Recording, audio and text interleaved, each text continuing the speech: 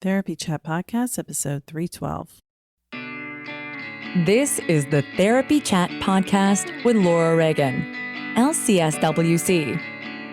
The information shared in this podcast is not a substitute for seeking help from a licensed mental health professional. And now, here's your host, Laura Reagan, LCSWC.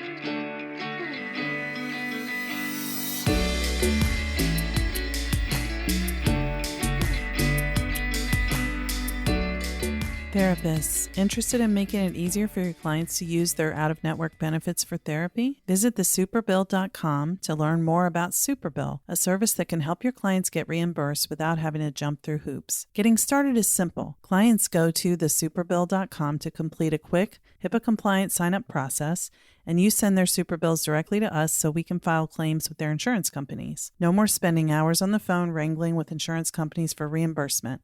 Superbill eliminates that hassle, and clients pay only a low monthly fee for the service. Stay tuned for details on Superbill's therapist referral program and a special discount for your clients to get a free month of service at thesuperbill.com. Today's episode is sponsored by traumatherapistnetwork.com. Trauma is real, healing is possible, help is available. Find information, resources, and locate a therapist in your area at traumatherapistnetwork.com. Hi, welcome back to Therapy Chat. I'm your host, Laura Reagan, and in this first episode of 2022, I want to start off by saying Happy New Year.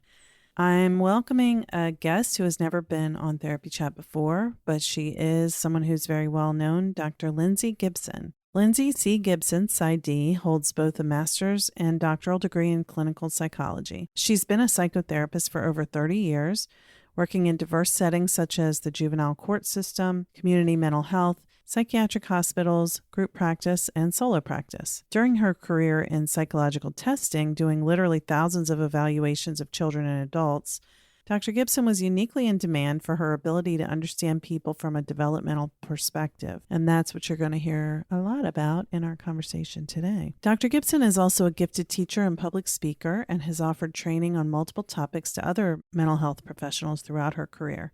She has served as an adjunct assistant professor for the Virginia Consortium Program for Clinical Psychology, leading doctoral student workshops and independent study classes. Dr. Gibson is the author of 4 books: Who You Were Meant to Be, Adult Children of Emotionally Immature Parents, Recovering from Emotionally Immature Parents, and Self-Care for Adult Children of Emotionally Immature Parents. Since its publication in 2015, her second book has been a repeated Amazon #1 bestseller in several categories and has been translated into 17 languages. She also writes a monthly column on well-being for Tidewater Family magazine. Dr. Gibson lives and works in Virginia Beach, Virginia, my hometown.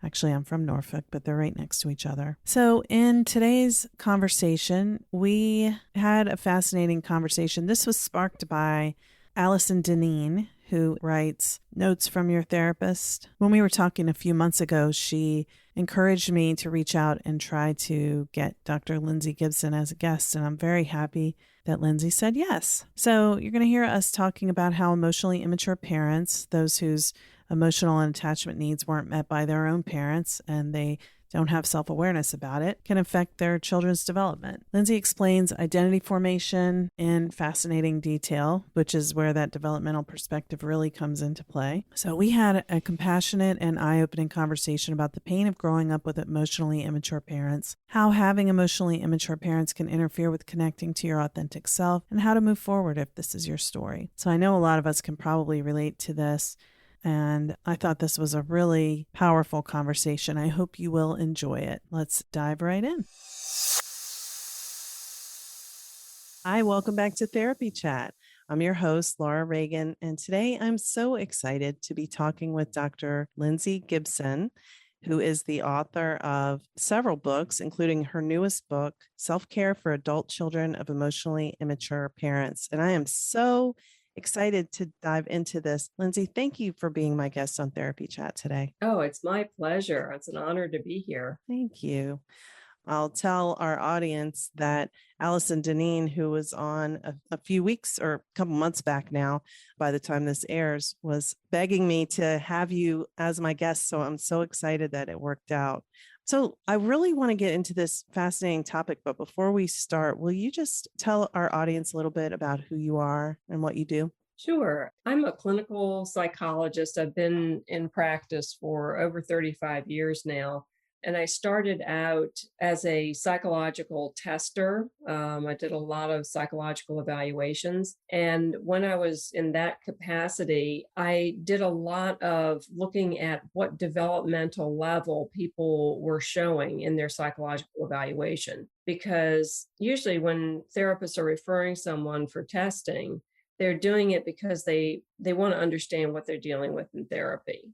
And so I, might address symptoms, I might address diagnosis, but what was really useful to them was to say, intellectually, this person is functioning above average, but emotionally, this person is functioning like a 5-year-old or a 12-year-old or, 15-year-old, because that really gave them a fix on what they were dealing with in their interactions with them. So I started out in my training with that mindset. And then I went back to school and got my doctorate and then became more of a psychotherapist at that point. So I got interested in this area because when people were talking to me about their families, or it could be your partner, it could be your boss, it could be your friend, they would be describing their behaviors. And I'm thinking, whoa, why is this person in my office and not the people that they're describing that they're involved with? So true. And I thought, what a rotten deal that this introspective, sensitive, kind person is in my office trying to learn how to get along with these impulsive, reactive people who are pretty much running wild and and not thinking about how they're affecting other people. And it just seemed like, kind of upside down to me. Mm-hmm. So what I began to do was I began to share with them what I was seeing about their strengths and about their maturity and about, how they approach life. And then I would compare it to the emotionally immature approach of these other people in their life and what that mix felt like to them and the problems that it caused them. And they found it really helpful. So a lot of it I started out with was, basic psychoeducation that, people can develop in these different lines of development, different strands of development. Like someone could be very bright intellectually, okay, even like I said before, above the norm. They could be extremely socially skilled. Put them in a cocktail party or at a board meeting, and, they run with it. They are superb at that. Have them run a business, have them get to be PTA president. These are very, very functional lines of development. But in their emotional development, you could see the immaturity because they would have trouble with empathy. They would have trouble with emotional intimacy with people in their lives. And they would be very emotionally reactive. So when you saw those kinds of characteristics, you realized that this person had kind of stopped back there, usually at a pretty young age, like around that 2 to 5-year-old period, which is where a lot of personality development happens. And so, by helping people understand what they were looking at and what they were dealing with, and then comparably, really how able they were to be more mature, it was very comforting to them. And it also empowered them to look at these other people in a way that they could really deal with them effectively, as opposed to, be confused all the time about the contradictory behavior, the way that they hurt other people, the lack of self-reflection. They were able to, begin to put that in a context that they could understand. And that's very empowering to people. Yeah, that's so interesting. And really compassionate too, because you're talking about people dealing with other people who are emotionally immature. We often see in therapy people whose parents were not what they needed. They didn't meet their needs in every way that they needed them to. So in other words, the parents were human, but also if the parents experience, not having their needs met or abuse and losses and things like that, or having to grow up too soon and like things that our parents and grandparents had to go and to work when they were 10 and stuff like that. It's not that the parents didn't want to take care of their kids and try to do a good job. It's that they didn't have the skills, the emotional development to be able to do it. So consequently, the kids, their kids have those maybe deficits as well. They may have certain areas really well developed and others are sort of stuck in certain times when things went wrong. Yeah. But I like that, I like that way of looking at it better than, for example, it's never resonated for me when people say, oh, your parent's a narcissist. It's like, well, I mean, of course, people can be very abusive and I can understand, but oftentimes like this preoccupied parent could be seen that way because they're just, they're depressed or they're dealing with their own trauma or whatever. So I like a compassionate approach because, it's more, there's more space there for healing. Yeah. And, nobody likes to call their parent a name. Right. And that's what diagnosis is. It's boiling down the entire personality to one set of defensive symptoms, essentially. And then the other thing is that people know that their parents aren't behaving narcissistically or borderline or, whatever. They aren't doing that 100% of the time. Right. It's more like the parent is like a layer cake. Sometimes I get icing and sometimes I get cake. And sometimes I get something else, but they're not, they're not a homogenized entity. That's one of the problems with emotional immaturity, is that the self-development has not proceeded to a place where that person is truly integrated and whole inside with good self-development. Instead, their personality developed in kind of in little pieces that kind of stay separate inside, if we can conceptualize it that way. Yeah. And that means that the right hand doesn't know what the left hand is doing. So the parent may blow up and then, half an hour later, they're okay, or something has happened to make them feel better. And now they flipped and now they're fine. But it's like this stock market graph. You don't know what you're going to get because you never know which part of the parent is going to be in ascendance. It's all depending on whether that parent feels threatened or anxious, anything that triggers defensive behavior, and they go into a part of their personality. And then it's, no holds barred. Yes. They don't stop at anything in order to get themselves feeling back in control and safe and empowered again. And that's going to be pretty hard on a kid when the parent is, kind of fighting for their life like that, psychologically speaking. What a beautiful description. I love this already. I love talking about this. Yeah. It's so helpful to understand it that way, because one of the hallmark features, along with emotional loneliness for an adult child of an emotionally immature parent, is confusion. They experience what one person said, she called it brain scramble, meaning that when you're around them and you're kind of following their reactivity, it becomes very confusing because one minute they're saying this and another minute they're saying that. And then the next minute they're denying that they ever said the other thing. And it becomes very, very confusing. So if you can explain to them that it's not that, and that's what makes people feel crazy. Yes. And makes them doubt themselves and say, well, wait a minute, maybe I have it all wrong. That's because they're self-reflective. When your strength, works against you, as you're thinking, maybe I have a part in this, maybe I didn't hear that right.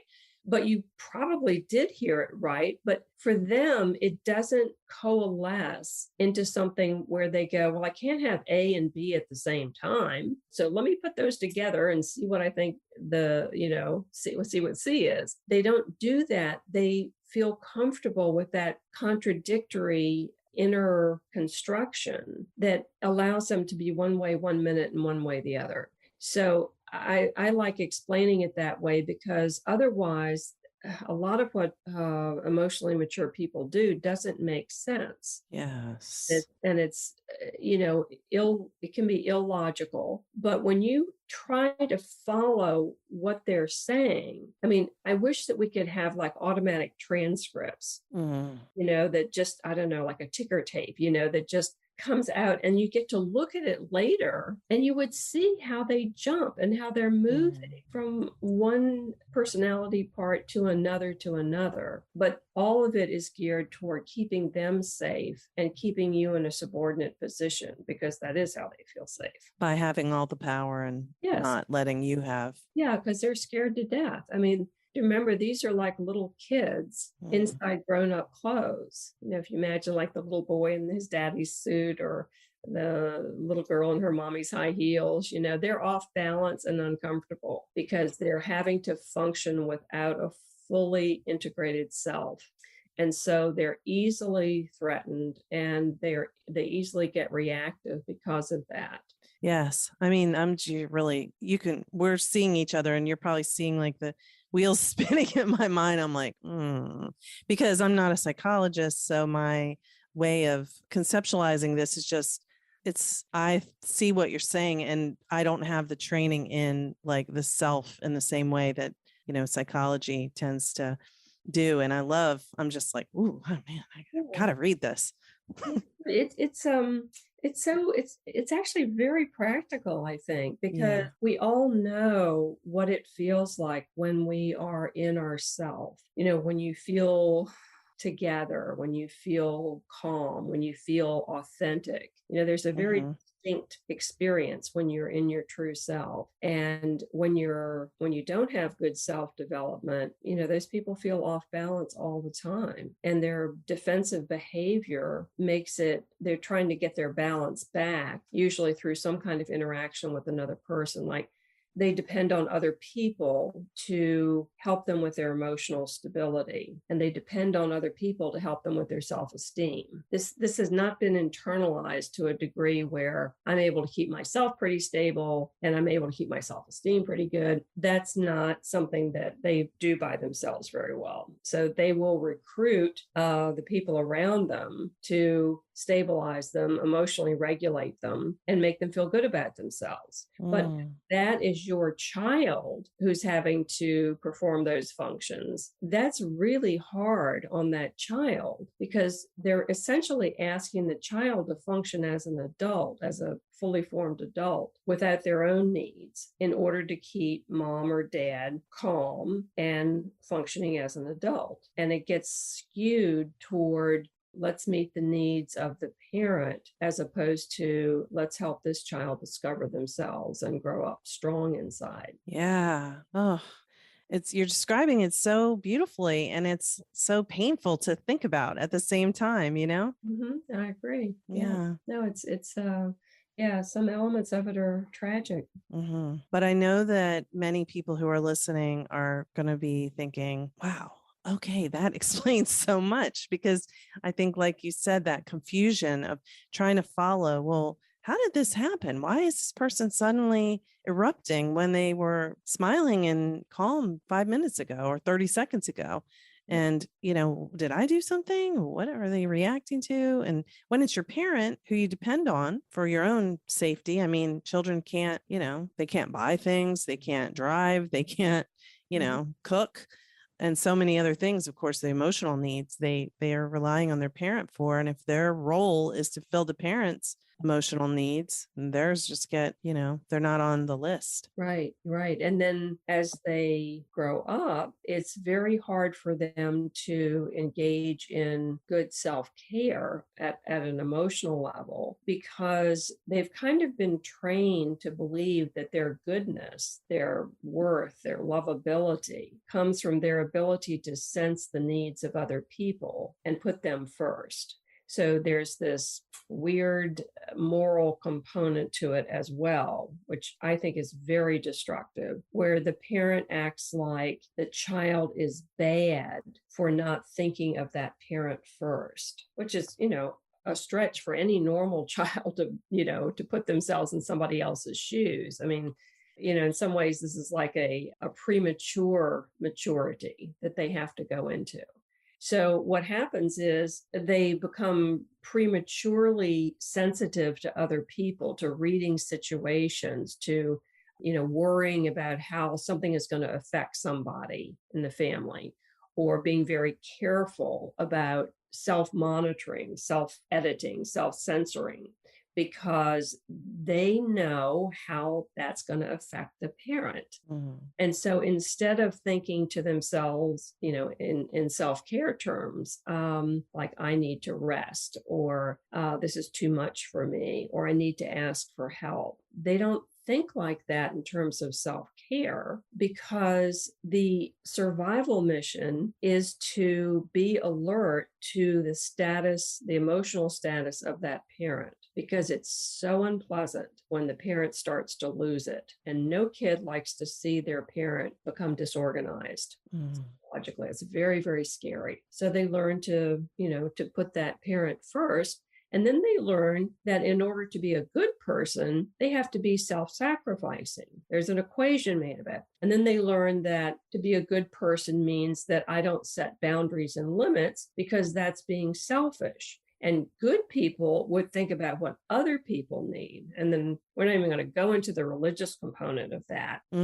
It's very psychologically unhealthy in the long run to live by that kind of parameter for what makes you a good person, and sets you up for being exploited by emotionally immature people who really see it that way, that you really should be self-sacrificing, that you really do owe them that kind of attentiveness. So it really is that's part of why I wanted to get this recent book out there, because I want people to get the idea that they have been kind of brainwashed out of their own emotional self-protection and out of their instincts for their own self-care. Like, people can tell inside at a feeling level if something is not right for them. I mean, we get a feeling of dread, we get a feeling of apprehension, we get anxiety, we get joy, we get interest, we get curiosity.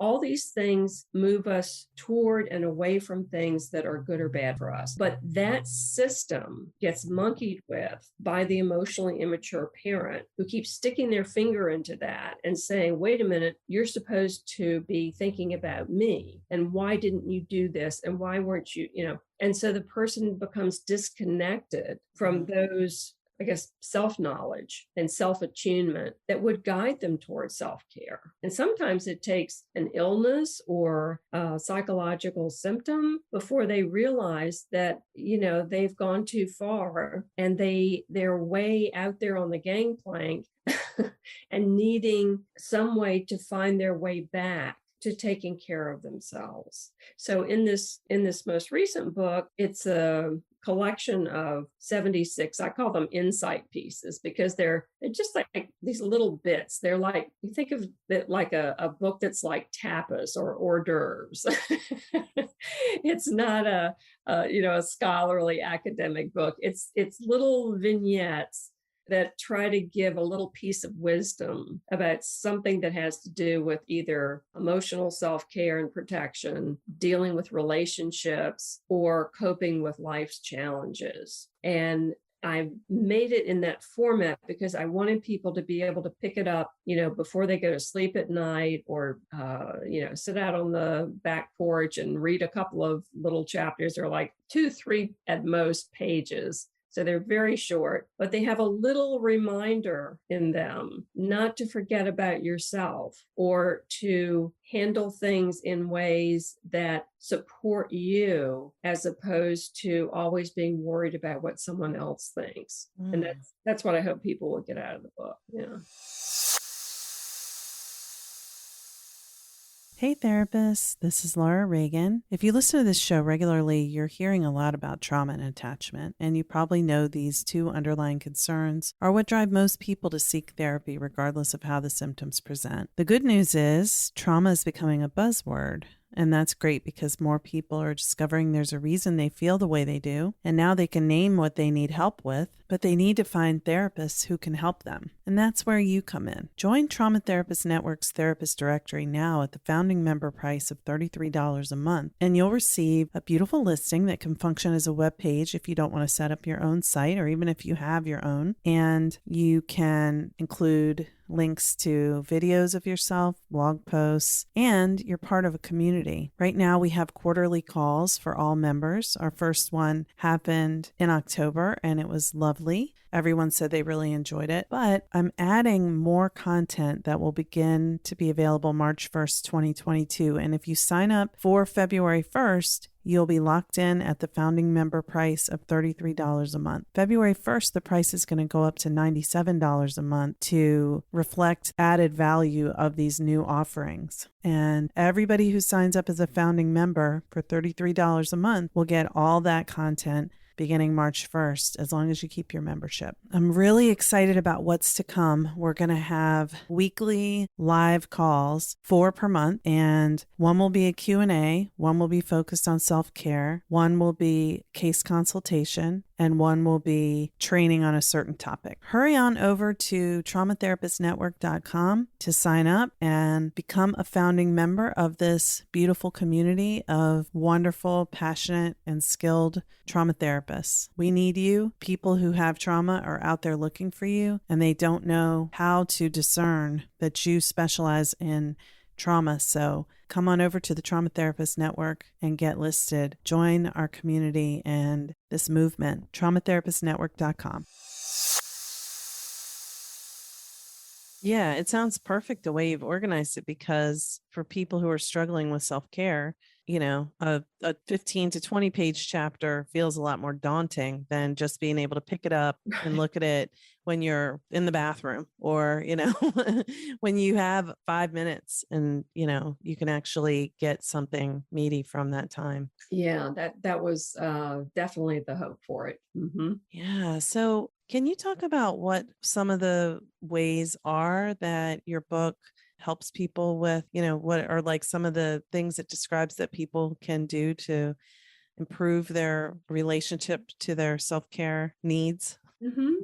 Yeah, like in the first section, the protecting and caring for yourself, talk about being true to yourself and how to do that. And one of the ways is that you have to remember that you're a real person who is unique from everybody else. And that needs to be discovered and supported and celebrated. And it needs to be put into words. You build a better relationship with yourself when you're able to define your self-concept with accurate words, and that you begin to look at what feels good and bad, like I mentioned before, so that you can even get the signal that you need to protect yourself, because adult children of these parents often have been trained out of that. And as an example of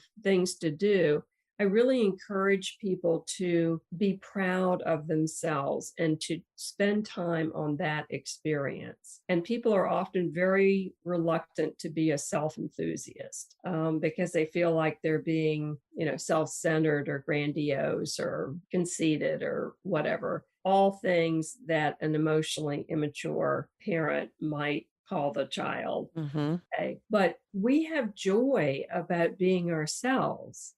When you're in yourself and you're in your element, you feel joy because you have a reunion with your true nature. And that comes out as this positive energy. So when you take time to be proud of yourself, that is something that helps you to define your self-concept. And it also is you saying, I'm going to claim this moment of feeling good about myself for these reasons. And when you do that, you are mirroring and reflecting your best qualities so that you can have a sense of love for yourself and a sense of definition about who you are and what you're about. And that's not something that emotionally immature parents tend to be very helpful with their kids. In fact, I have one of the chapters or one of the little pieces is a case of mistaken identity. And that's when you've been led to believe you have a certain identity in the family that just isn't true. And you feel bad when you're not in that identity, even though it doesn't fit you. Like I had a woman that I worked with once who she was probably, I think she might have been in her early 70s, but she finally pieced it together after we had done quite a bit of therapy together, but she pieced together that she was intellectually gifted. She had not lived her life like that. She had not defined herself that way, but evidence was accruing that she was very intelligent. And when she got to this point in therapy where she was really looking at herself, she was able to see the evidence of her intellect. And it was like a complete aha moment when she realized that she wasn't just one of the kids. She was really a gifted child. And that had shown up in spots all through her life. But because her parents had never identified her that way, she wasn't able to actualize that. So you have to think about how you might be different from your family's view of yourself. And you have to be very careful about what kind of criticism, mockery or ridicule that you're going to be taking in from them, because it can be so inaccurate. And that's one of the benefits of therapy, as you know, is being able to reflect back to a person what their true strengths are. Yeah. Yeah. Oh gosh, I'm thinking just how powerful the way that roles that we are assigned in our family and the labels that are placed on us sometimes before we're even consciously aware can become how we see ourselves.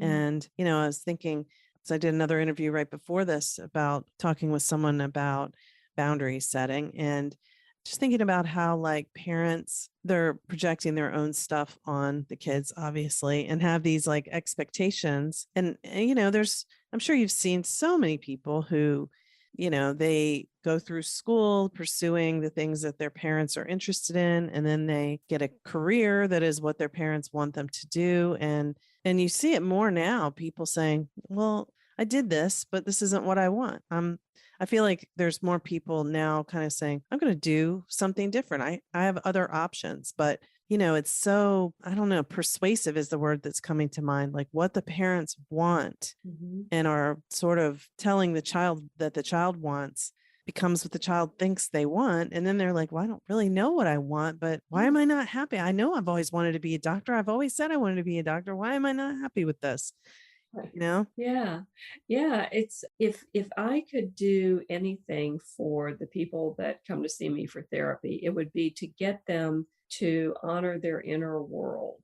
One of the chapters in a previous book was that the emotionally immature parent was hostile toward the child's inner world. And it was funny because the editor said, Lindsay, could you find another word for that? Did you mean like they don't appreciate the inner world? Or I said, no, that's the word. They're hostile toward it. Ridicule, mockery. Yes. Leading the child to mistrust that inner world. And so in the book, I talk about the importance of picking your inner voice that you're going to listen to, how your emotions are there to guide you toward what is going to help you to thrive and flourish. It's, they're not just useless firings. They really are trying to get you to the environments that will allow you to grow. And you can only sense that through your inner world, through attuning to your body and how you feel inside. So it's very, very important that interior of a person is honored and listened to, because that's what tells you, I don't enjoy being a doctor. Yeah. It might say, gee, when I do this other thing, I really love it. But that's all coming from the inside. And it all, what you want to do in therapy or in self-help is you want to learn to treat yourself with interest. You want to be interested in why I had that reaction, or what does it mean that I'm not enjoying this job? Yeah. Or what does it mean that I don't feel like I can say what I truly want to say with this person? What does it mean that I'm not really comfortable in this situation? That kind of curiosity and interest in the self is, where you get back to finding out how you want your life to be. I love this. We recognize it, don't we? Yeah. Yeah. I mean, we hear about it, and when we hear about it, we recognize it. Yeah. And beautiful thing about this is that we don't lose that receptivity to the truth about feeling alive or being in your authentic self. We thank goodness we retain that always. We can tell when we're allowed to do that. It does feel good. Yeah. And this is like, this is always the case for me on doing these interviews. It's so thought-provoking because it's, you're just, of course, multiple clients are coming to mind, and people I know and people in my own life and relationships who, times where some of these things you're talking about apply to myself and some of them apply to these other people that I know. And it's just, I'm really excited to go and read all of this. Can you, or do you in the book talk about how to hear that inner world and how to connect with it for people who've had that experience where, they shut off from that? It's still in there, but they don't know how to access it. Yeah. So one thing that's important is the sense of emotional safety. When we are around people or situations that make us feel emotionally safe, there's a particular kind of calm and comfort that comes from emotional safety. But how are you going to know if it's an emotionally safe situation if you can't pay attention to what goes on inside you? Right. I mean, I defy you to figure that out without paying attention to whether your stomach's in a knot, or whether your heart's beating faster, or whether your palms are sweating, or whether you're scared. All these, we are equipped through our emotions to know when something makes us feel bad. But what often happens is that we don't feel like we have the right to assess that in other people. And that's in the section about dealing with difficult people. Lots of times we feel bad about, saying something about someone who hurt us, and we'll say, well, yes, she did that, but she's really a nice person. And I'm like, no, she's not. It wasn't nice what she did, was it? No, she did. And I sometimes tell people, I said, well, if you had had known somebody for a long time, and then they shot you in the foot, does all that time that they were nice, does that fix the fact that they hurt you? It's like you can't wipe out your experience. And that's good. That's instinct, like we learn from it that this could happen. That's all we have to know. This person could do something like that. That's all we have to know.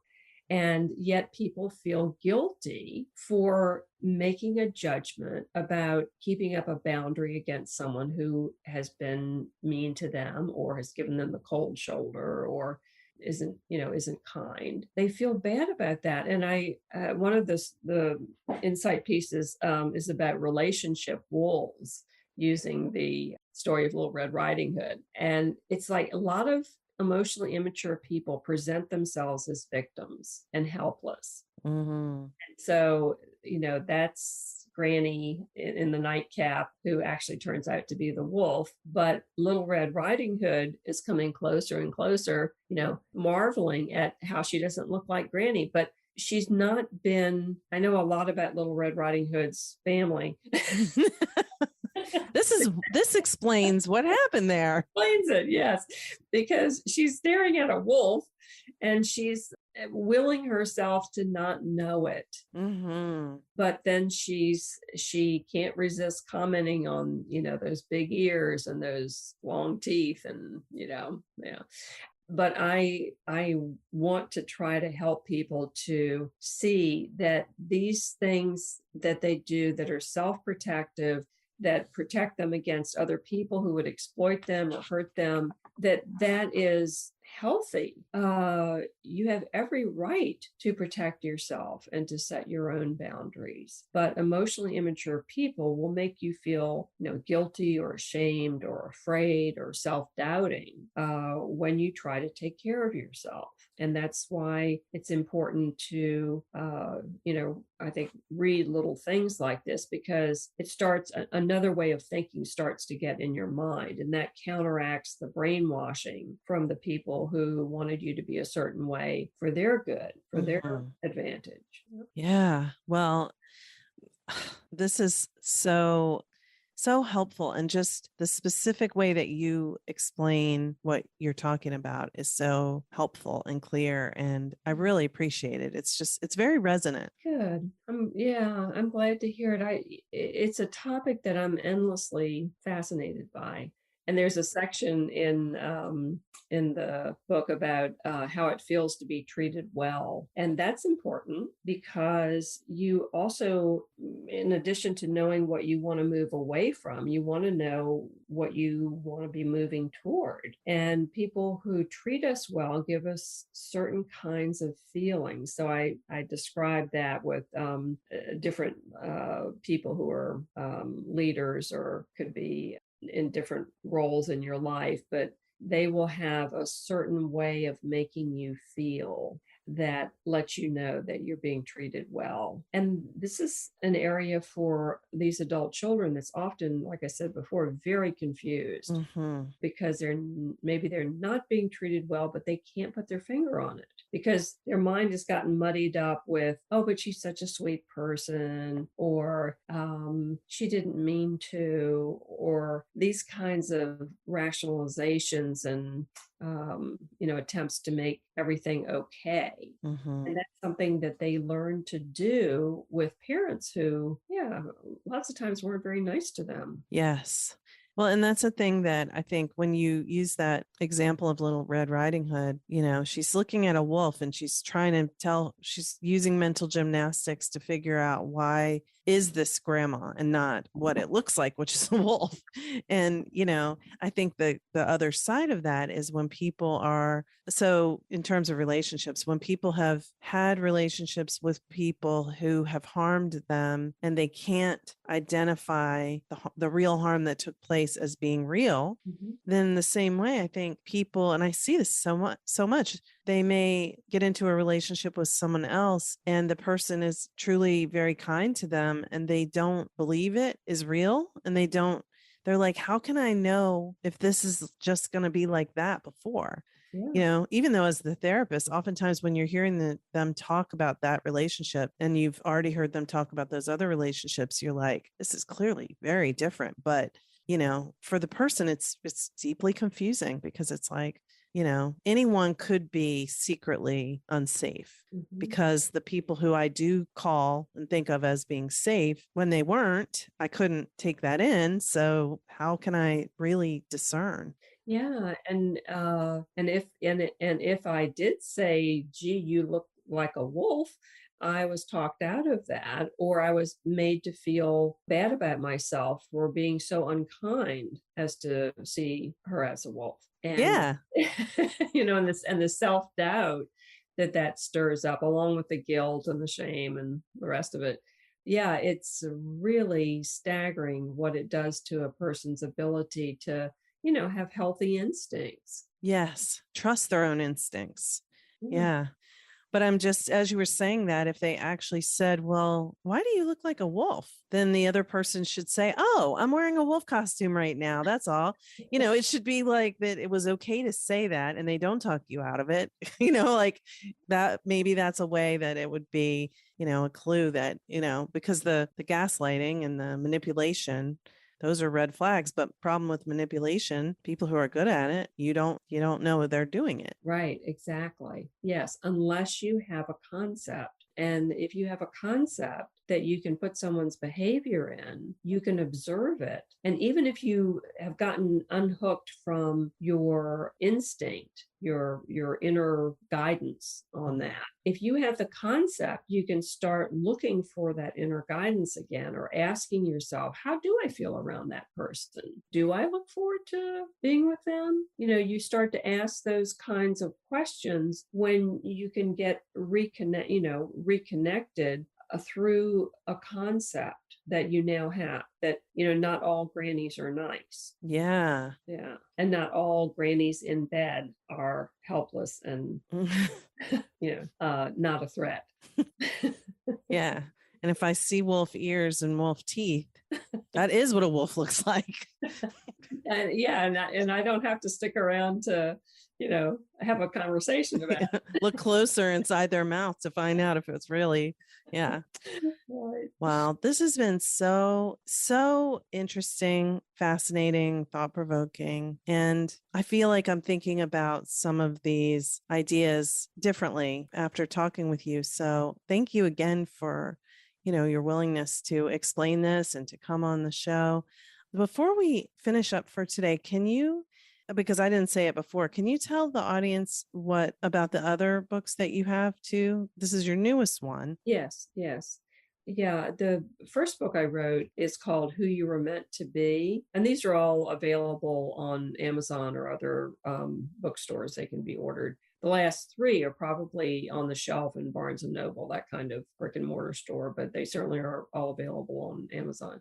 So Who You're Meant to Be is about figuring out who you're meant to be. But it also gets at this thing about how family loyalty and that kind of confusion that happens as a result of excessive loyalty and guilt keeps us from finding out what we really want to be doing with our lives. And then the next book was The Adult Children of Emotionally Immature Parents. And that was the one that really seemed to strike a chord with readers. That was the one that lays out the concept of the emotionally immature parent. So that was sort of like the original classic one. And then the next one was Recovering from Emotionally Immature Parents. And that one has a lot more practical tips and kind of more coaching about how to handle them. But it also has some other insights in it, other concepts about the dynamics between those parents and their adult children that supplements the first book. So that it's not a repeat. I'm always thinking. So yeah, new stuff in that one. And then this most recent one, like I say, is a completely different format of these little insight pieces that are, kind of chunky and hopefully delicious. Based on this conversation, I think that they are. Good. Good. So do you want to tell people where they can keep up with the things that you're doing? I know the books are on Amazon and bookstores, but maybe your website? Yeah, if people want to find out more about what I do, my website is Dr. Lindsay with an A, Gibson.com. So it's BrLindsayGibson.com, Dr. Lindsay Gibson. Got it. And I will put a link to that in the show notes too. Right. Yeah. And then if they want to contact me any further, you can find me online. Just look me up online. Okay, wonderful. And you do therapy in Virginia. Mm-hmm. Do you take new clients now, or do you have like an established caseload? Yeah, my schedule right now is very, very full. I've moved to a short-term model. I do short-term therapy and coaching, and I work with people all over the country. Nice. But I tend to stay pretty full. It's just a sort of a, luck of the draw as to whether or not I have openings. Okay.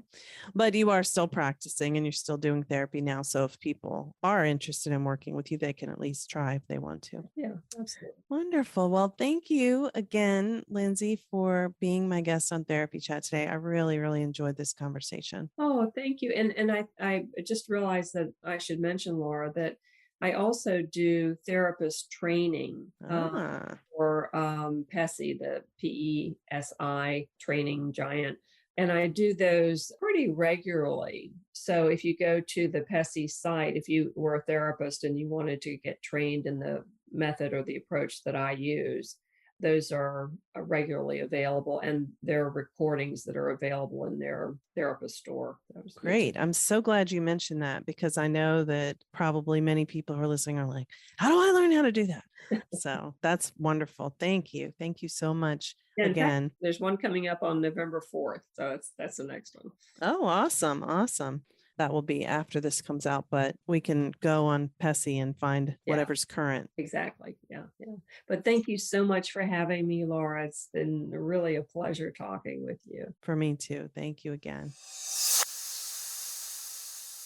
Therapists, if your practice doesn't accept insurance, go to thesuperbill.com to get started with Superbill, a service that can help your clients get reimbursed. Superbill is free for therapists, and your clients can use the code TherapyChat to get a free month of the service at thesuperbill.com. Also, you can earn $100 for every therapist you refer. After your clients complete the one-time HIPAA-compliant onboarding process, you can just send us their Superbills. Superbill will then file claims for your clients and track them all the way to reimbursement. By helping your clients get reimbursed without the stress of dealing with insurance companies, Superbill can increase your new client acquisition rate by over 25%. The next time a potential client asks if you accept insurance, let them know you partner with Superbill to help your clients receive reimbursement effortlessly. Visit thesuperbill.com to get started. Today's episode was sponsored by Trauma Therapist Network. Find information, resources, and connect with a trauma therapist near you at traumatherapistnetwork.com. Trauma is real, healing is possible, help is available. traumatherapistnetwork.com. Thank you for listening to Therapy Chat with your host, Laura Reagan, LCSWC. For more information, please visit therapychatpodcast.com.